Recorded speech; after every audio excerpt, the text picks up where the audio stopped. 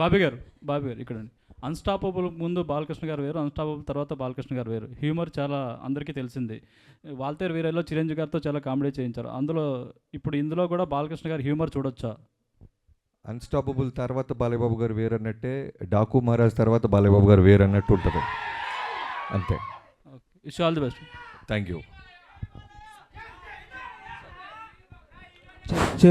బాబీ అన్న చెప్పండి అన్న. తాత కాదు తమ్ముడు. ఏంటి sir me fans following? Thank you sir. అందరికీ ఒకళ్ళు ఇద్దరు మనవాళ్ళు ఉంటారు సార్. నాకు లక్షలాది మంది మనవాళ్ళు ఉన్నారు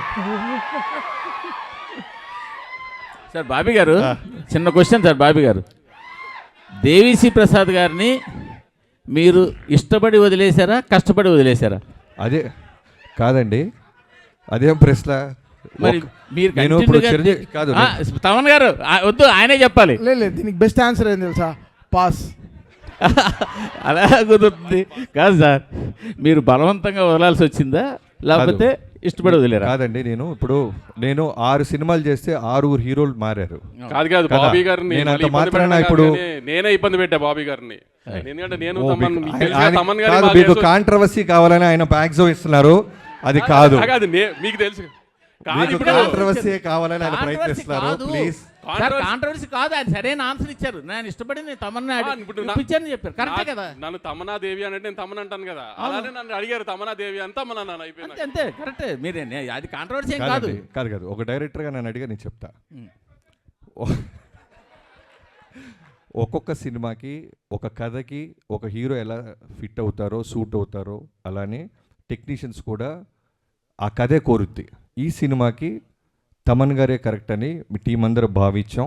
సో తమన్ గారు ఈ సినిమాకి, ఇలాంటి సినిమాకి దేవి మ్యూజిక్ ఇవ్వలేరంటారా? మీకు మళ్ళీ కాంట్రవర్సీ కావాలి? కాదు, మీరు అంటున్నారు కదా, డిమాండ్ చేసి. కాదు తాతగారు, సారీ మూర్తి గారు, కాదు మూర్తి గారు, మీరు ప్రతి ప్రశ్నలోనూ వెతుక్కుంటే దానికి సపరేట్ సిటీకి పెడతారు. ఎందుకంటే ఒక సినిమా రాయడానికి ఎంత కష్టపడతామో, కాంట్రవర్సీ సైడ్ వస్తే మేము కూడా కొంచెం కొద్ది గొప్ప మీలాగా సపోర్ట్ చేయగలం. అది సపరేట్ మీటింగ్.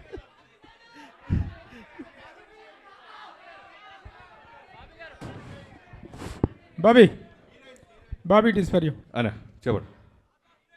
బాలకృష్ణ గారు మీ దగ్గరికి వచ్చేటప్పటికి చాలా tough time to A director.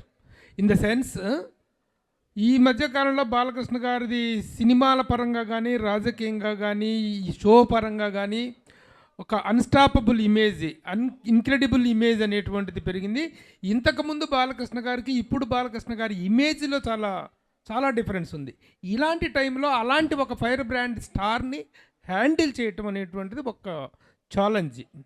ఈ పాయింట్ ఆఫ్ వ్యూలో do you have any other special attention to pay or anything else what you have special efforts పెట్టావా? అంటే ప్రభు గారు, ప్రతి సినిమాకి మీకు తెలియదు ఏం లేదు, ప్రతి సినిమాకి పెట్టాల్సిన కష్టమే. ఒక్కొక్క హీరోకి ఒక్కొక్క వోల్టేజ్ ఉంటుంది.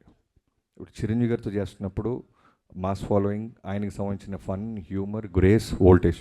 బాలయ్యబాబు అనగానే ఆ బాలయ్యబాబు గారి వోల్టేజ్ వేరు. అంటే ఇప్పుడు నేను చెప్పేది ఏంటంటే, ఈ మధ్య కాలంలో వచ్చిన వేరియేషన్ అంటే అంతకుముందు ఒక మాస్ ఇదిగా ఐడాల్గా ఉన్నటువంటి వ్యక్తులు ఈ మధ్య అన్స్టాపబుల్ వల్ల ఆల్ కేటగిరీస్ ఆఫ్ ఆడియన్స్ కి రీచ్ అయ్యారు. నేను జనరల్గా మాస్ అంటే నాకు ఇష్టం, నా సినిమాలు మాస్గానే ఉంటాయి.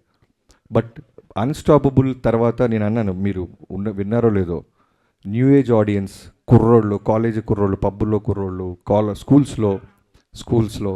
సో ఆయనకి బాలయ్యబాబు గారు అంటే ఒక సూపర్ హీరో అయిపోయారు ఇప్పుడు. సో వాళ్ళందరికీ నచ్చే మాస్ ఎలిమెంట్స్తో ఉన్న సినిమా తీసాం. సో టఫ్ అంటే కథ మీద ఫోకస్ చేస్తే మిగతా అన్ని ఈజీ. మెయిన్ కథ మీదే మేము దృష్టి పెట్టాం, మా పనితనం అంతా అక్కడే చూపించాం. అట్లాగే ఇమేజ్తో పాటు ఒక రెస్పెక్ట్ కూడా పెరిగింది. 3 సార్లు ఎమ్మెల్యే ఆయన, హ్యాట్రిక్ కొట్టినటువంటి ఒక ఎమ్మెల్యే, బాధ్యత గల రాజకీయ నాయకుడు.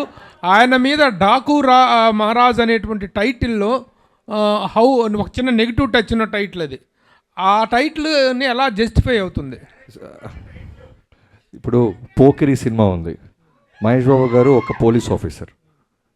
అది రెస్పెక్టా మాసా అంటే మనం ఏం చెప్తాం, సినిమా చూస్తే అర్థం అవుద్ది. పోకిరి అనేవాడు ఒక పోలీస్ ఆఫీసర్ తాట తీస్తాడని. అలానే డాకు మహారాజ్ చూసిన తర్వాత ఈ సినిమాకి డాకు మహారాజాని ఎందుకు పెట్టారు వీళ్ళు, ఏం చేశారు, ఏం సాధించబోతున్నారు అనేది మీకు జస్టిఫికేషన్ రీచ్ అవుతుంది. థ్యాంక్ యూ అండి, థ్యాంక్ యూ సో మచ్. ఇందాక బాబీ గారు చెప్పినట్టు డాకు మహారాజ్కి సంబంధించి నెక్స్ట్ 2 ఫంక్షన్లకి నువ్వు రాక వదిలితే కథ చెప్పేస్తావు.